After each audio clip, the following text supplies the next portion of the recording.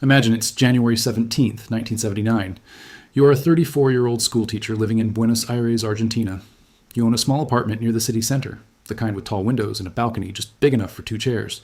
You have savings in the National Bank, money you have been setting aside for a decade, planning to buy a small car and maybe take your family to the coast next summer. You trust the numbers the government publishes every month. Why wouldn't you? They appear in the newspaper. They are read aloud on the radio. They feel official, almost sacred, like a weather report nobody questions. If you have ever wondered why the prices at the grocery store seem to rise faster than the news ever admits, stay with me. What you are about to hear is not a theory. It is a pattern. It has happened before, in different countries, in different decades, under different governments, and it always ends the same way. And if you find value in this kind of historical clarity, subscribing takes 2 seconds and keeps you ahead of what most people never see coming. Now go back to that apartment in Buenos Aires. The official inflation rate that year was reported at around 160%. Painful, yes. But what the school teacher did not know, what most ordinary Argentines did not know, was that the real cost of living for working families was rising even faster than that number suggested, because the basket of goods used to calculate the rate did not match what families actually bought every week. The bread, the milk, the bus fare, the rent, these were rising at a pace the official chart never quite captured. This is the moment everything changes for her. Her. Salary adjusts once a year. Prices adjust every single week. The gap between those 2 speeds is where her savings quietly disappear. This video is about that gap. It is about why official inflation numbers, the ones governments publish and news anchors repeat, are almost always lower than what people actually experience in their daily lives. It is not random. It is not a conspiracy in the cartoonish sense with men in dark rooms cackling. It is something far more mundane and far more dangerous because it hides in plain sight, dressed up as careful statistics. Before we go further, there is something important to understand. Inflation is not one single simple thing. It is a measurement, a guess, an attempt to capture how much more expensive life has become for an average person. But here is the secret key that unlocks everything in this video. There is no such thing as an average person.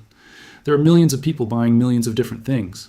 And the moment you try to average all of that into one tidy number, you create room for that number to be shaped, smoothed, and quietly bent in one particular direction. Think of it like trying to describe the temperature of an entire ocean, with a single thermometer dropped at one spot near the surface. The deep water could be freezing, the surface could be warm. The number you get is real, technically, but it is not the whole truth. Official inflation numbers work the same way. They are real numbers, calculated using real formulas, but the formulas themselves are built with choices. And those choices tend to bend toward making inflation look smaller than it feels to the people actually living through it. This is the foundation of everything we are about to explore. Governments do not usually fake the inflation number with a single lie.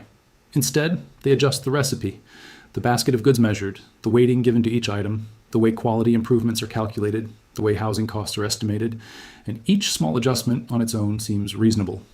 But stacked together, decade after decade, those adjustments tend to push the official number down, not up, down.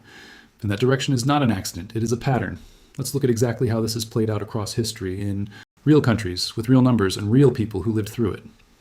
This brings us directly to our first major case study, the United States in the early 1980s, and a quiet but enormous change in how inflation itself was measured. In 1983, the United States changed the way it calculated housing costs inside its official inflation measure, known as the Consumer Price Index, or CPI, which simply means the official scorecard used to track how much the average shopping basket costs over time. Before 1983, the government measured housing costs partly by looking at home prices and mortgage rates directly. After 1983, it switched to something called owner's equivalent rent, which means instead of asking, how much did this house cost to buy? The formula started asking, how much would it cost to rent a similar house instead? This sounds like a small technical tweak. It was not small. Housing is one of the largest expenses for almost every family in America. By changing how that single category was measured, the government changed the entire shape of the official inflation number for decades to come. Picture an ordinary American family in Cleveland, Ohio, in the mid-1980s, a factory worker named the kind of name you'd find in any small Midwestern town. Let's call him a man in his 40s, supporting a wife and 2 children, paying a mortgage on a modest 3-bedroom house.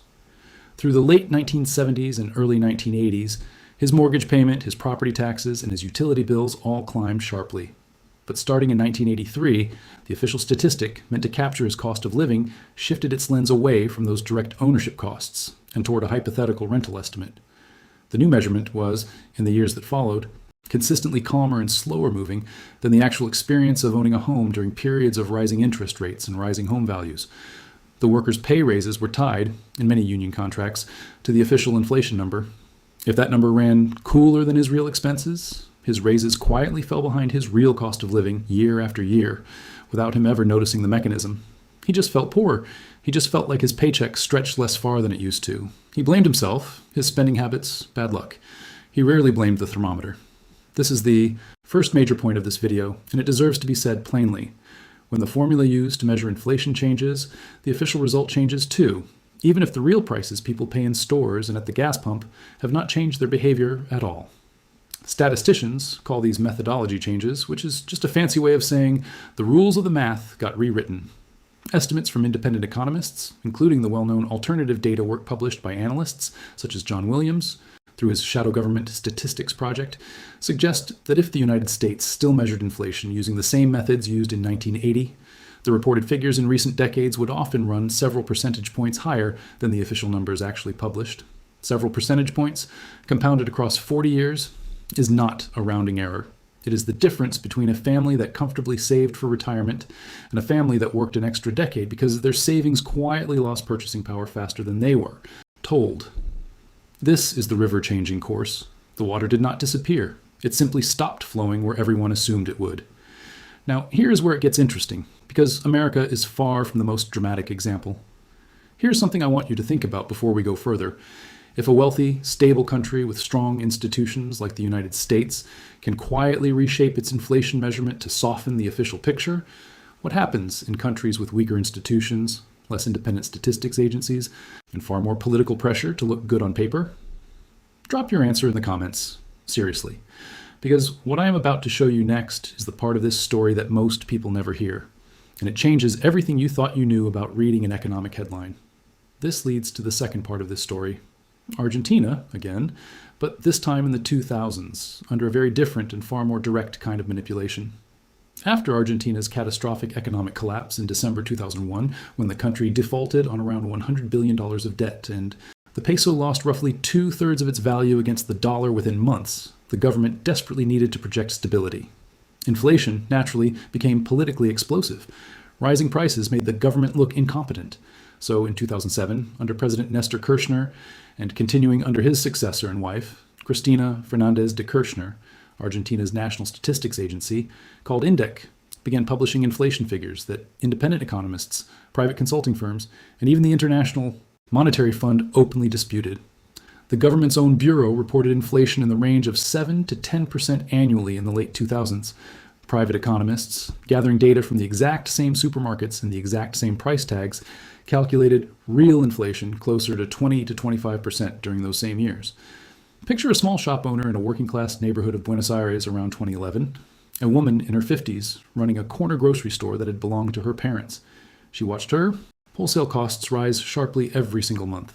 She watched her customers buy less, stretch their pesos thinner, switch from name brands to the cheapest possible substitutes. Meanwhile, the government on television insisted inflation was modest, manageable, under control. She knew from the simple act of restocking her own shelves that the official number was a kind of fiction. In 2013, the International Monetary Fund took the rare step of formally censuring Argentina for the inaccuracy of its inflation and economic growth statistics, the first time in the IMF's history it had taken such an action against a member country, specifically for unreliable data. Several private economists who had published their own independent inflation estimates were investigated and, in some cases, fined by Argentine authorities for contradicting the official figures. Telling the truth about prices had become, in a very real and legal sense, dangerous. This is the second major point of this video. Sometimes the underreporting is not buried quietly inside a technical formula. Sometimes it is a direct political decision made because honest numbers threaten those in power. And when inflation is reported lower than reality, governments look more competent, wage negotiations stay cheaper, pension and benefit payments tied to inflation cost less to fund, and the political cost of economic failure is softened, at least temporarily. The school teacher we met at the beginning of this video, and millions of Argentines like her across multiple decades, lived inside this gap between what was published and what was real, often for years before the gap became impossible to hide and the currency violently corrected all at once. At this point, the pattern becomes impossible to ignore, and it is time for a third case study, this time from a country most people associate with terrifying hyperinflation rather than quiet statistical massaging, Zimbabwe in 2008. Zimbabwe's hyperinflation, which means prices rising so explosively fast that money loses meaningful value within days or even hours, became one of the most extreme monetary collapses in modern history. At its absolute peak in mid-November 2008, independent economist Steve Hanke of Johns Hopkins University calculated Zimbabwe's annual inflation rate at approximately 89.7 sextillion%, a number so large it is almost meaningless to the human brain, roughly equivalent to prices doubling every 24 hours. The Zimbabwean government, for its part, had stopped publishing any official inflation figures at all by mid-2008, essentially going silent rather than admit the true scale of the disaster. Picture an elderly pensioner in Harare that year, a retired civil servant who had spent 30 years contributing to a government pension, watching his entire life savings become unable to purchase a single loaf of bread within a matter of weeks. People carried stacks of trillion-dollar notes simply to buy basic groceries.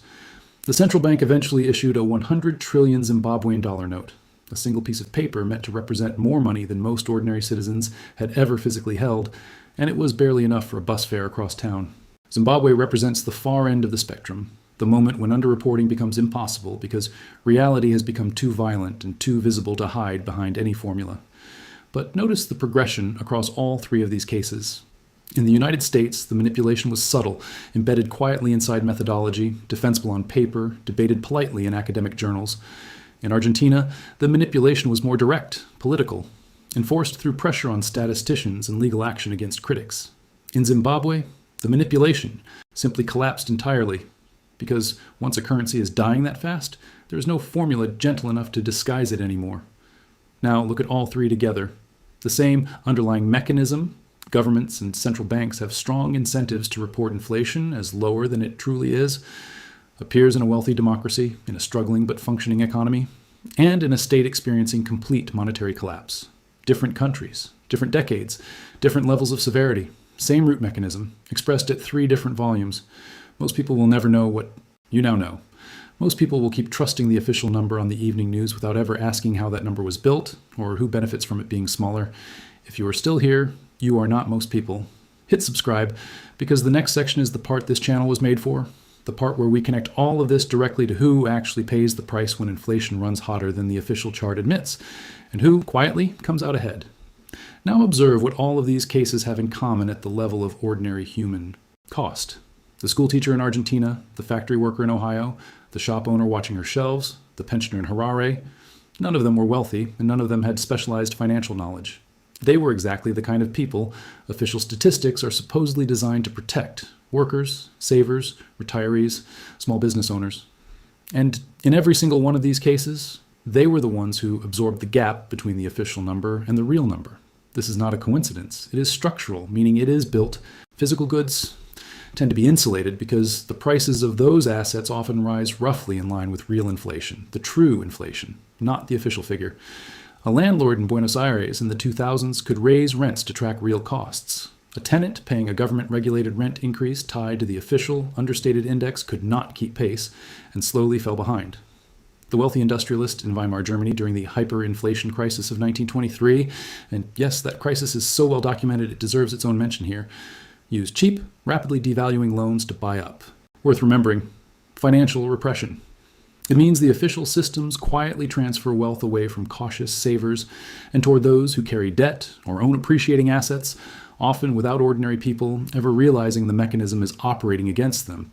It does not feel like theft. It feels like bad luck, like falling behind, like simply not being good with money.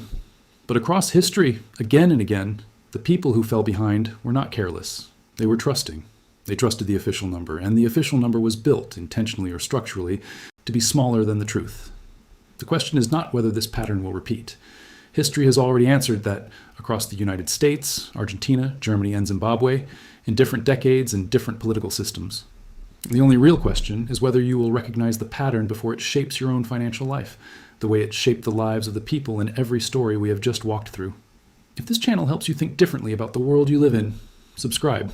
It costs nothing, and it might change everything about how you read the next headline that tells you inflation is under control. So what did the people who came through these periods relatively intact actually do differently? The historical record shows that those who navigated these eras of underreported inflation largely shared three characteristics, and none of them require a finance degree to understand. First, they paid attention to their own personal cost of living rather than trusting the official number completely. They tracked their own grocery bills, their own rent increases, their own real-world experience, and treated the gap between that experience and the official statistic as useful information, not paranoia. Second, historically, those who fared better tended to avoid concentrating all of their savings in pure cash sitting idle, especially during periods when real inflation was clearly outpacing official figures. Instead, understanding that purchasing power, meaning what your money can actually buy, not just the number printed on the bank statement, was the thing that mattered, not the number itself. Third, they stayed informed about the structure of the systems they depended on, whether that was a pension, a labor contract, or a savings account, asking specifically how those systems were tied to inflation measurements, and understanding that a cost of living adjustment tied to an understated number would never fully protect them, no matter how official and reassuring that number looked on paper. This is not advice about what to buy or sell. It is simply what the historical pattern shows, repeated across very different societies. Awareness came before protection, every single time. Let's return to that school teacher in Buenos Aires in January 1979. Over the following years, her salary adjustments, tied to the official statistics of a government under enormous pressure to look stable, consistently lagged behind the real, lived cost of bread, transportation, and rent in her city. By the early 1980s, Argentina's inflation, even by the most conservative official measurements, had spiraled past 100% annually, and would later peak at over 3,000% in 1989 during the country's full hyperinflation crisis. Her savings, set aside so carefully for a decade, did not vanish in a single dramatic moment. They eroded slowly first, then violently, exactly the way rot spreads through the beams of an old house, invisible from the outside, until one day the floor simply gives way beneath your feet. She did not lose her money because she was careless. She lost a significant portion of its real value because she trusted a number that the system was never built to keep honest forever. That is the lesson underneath every case study in this video. Official inflation numbers are not necessarily lies, in the simple sense of someone sitting in a room inventing fiction from nothing. Most people will hear this and go right back to trusting the next headline without a second thought. But if one person in your life still believes the official number always tells the whole story, share this with them, not because it will change the world, because it might change their world. The way understanding this pattern might have changed things for a school teacher in Buenos Aires, a factory worker in Ohio, or a pensioner in Harare. Subscribe for more historical clarity in a world that rarely offers any, and I will see you in the next one.